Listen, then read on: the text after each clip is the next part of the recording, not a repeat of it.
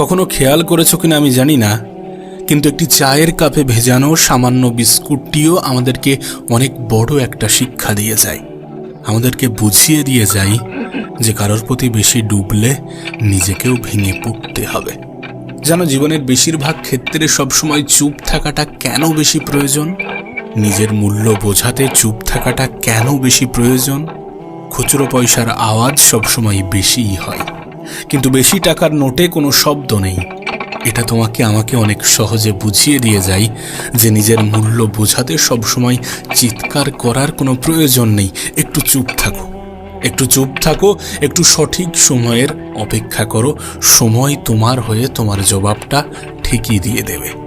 এ পৃথিবীর সবথেকে দামি জিনিসগুলির মধ্যে একটি হচ্ছে আত্মসম্মান। এর থেকে মূল্যবান এ পৃথিবীতে খুব কম জিনিসই আছে। তাই কেউ তোমাকে একবারের জন্যও ছোট করলে তাকে চিনে রাখো এবং তার থেকে নিজের দূরত্ব একটু বজায় রাখার চেষ্টা করো। মনে রেখো, প্রশ্রয় পেলে সে একই ভুল বারবার করবে।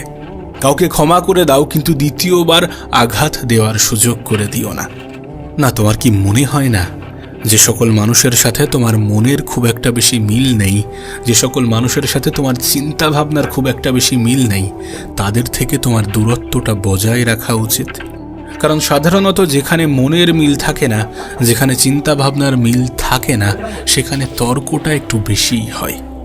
আর এই সিচুয়েশনে ওই মানুষগুলো কখনোই তোমাকে বুঝতে চাইবে না। আর তুমি তো এটা জানো যে কেউ যদি বুঝতে না চায় তাহলে তাকে বোঝাতে যাওয়াটা বোকামি ছাড়া আর কিছুই নয়।